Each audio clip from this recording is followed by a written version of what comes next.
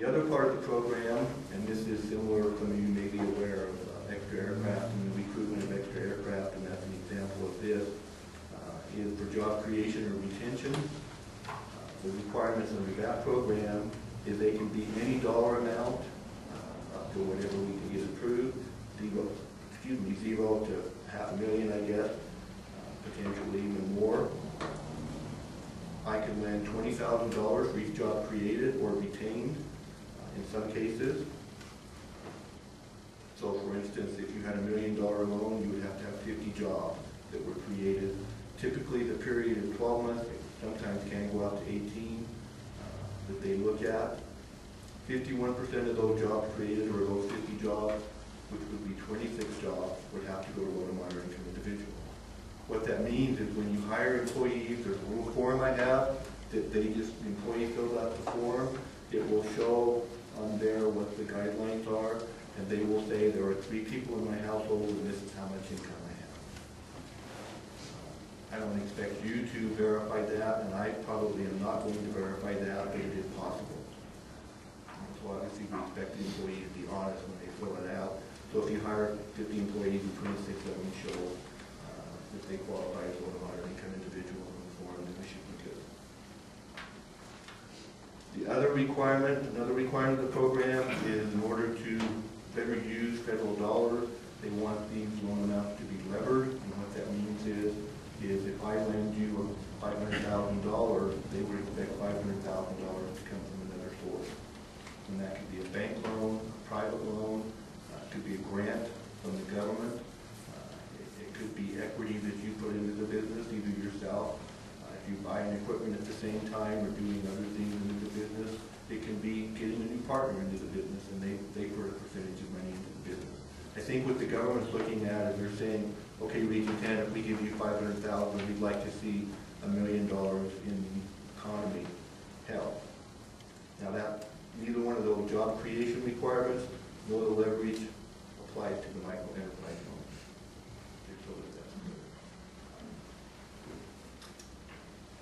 There are other federal requirements that are out there. That's my job to worry about them and let you know.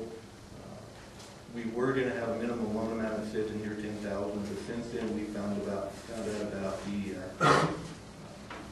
Colorado Credit Reserve Program, and so we may look at doing some lower than that. And obviously what we want to do is help deserving businesses fund their business, hire employees, or at least stay in business and retain the jobs that they have.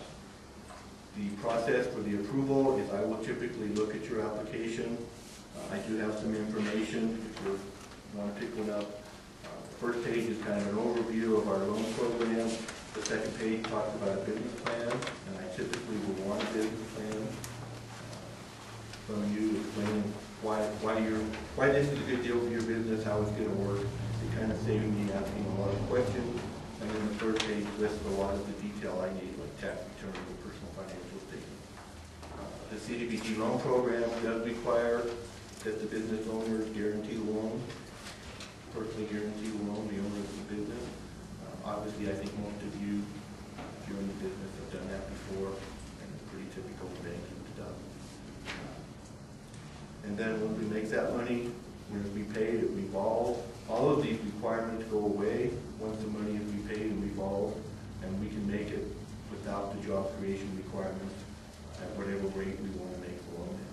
But unfortunately, most of that money is gone, and most of the money that we have, we're going to probably try to use as matches in some cases for our CDBG money. But I mean, we want to help businesses, and I think I understand enough about lending and stuff to try to help see if we can qualify you for this program. And by golly, we want to create some jobs, or at least keep some jobs and do something for economic development. That's why we're all here today. Any questions? Paul, is the micro enterprise loan fund under CDBG? Yeah.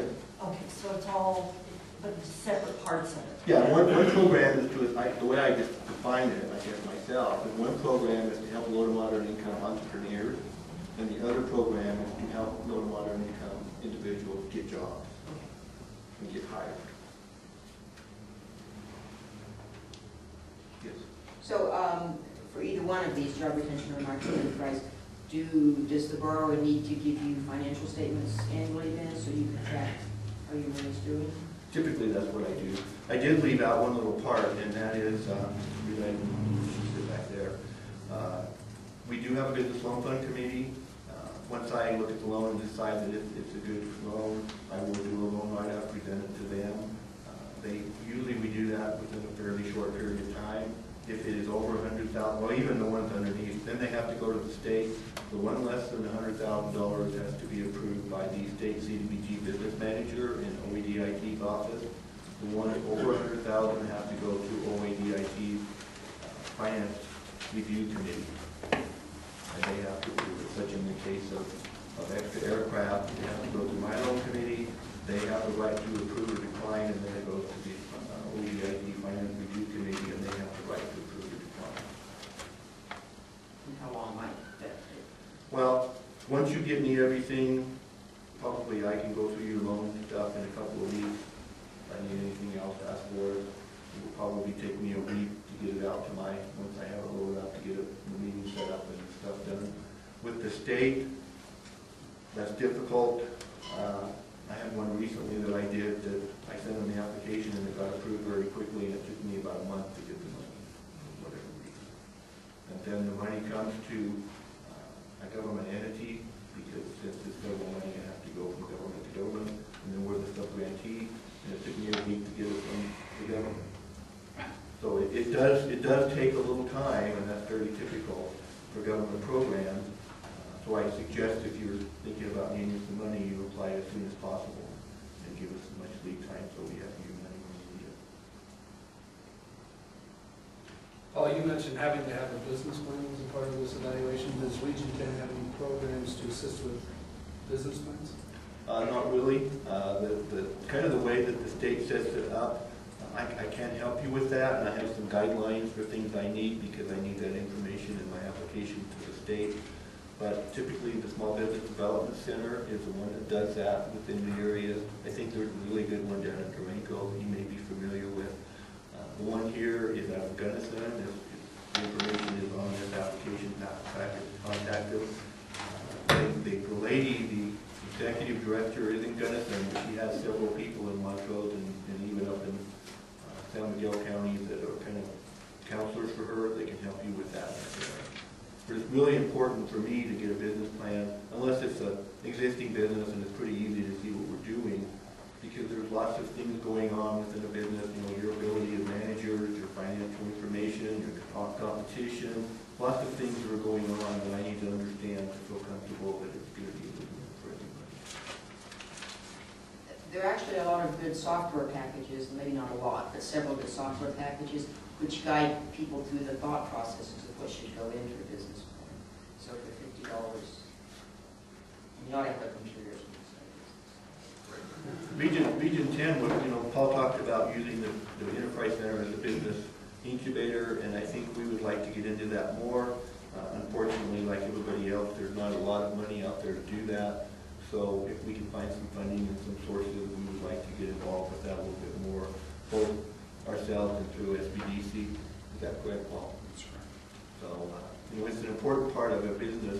I think it's crucial for a business to have a business plan, even if you're not necessarily applying for loans, and even more crucial to have cash flow statements so you kind of know what your financing needs are going to be in the future.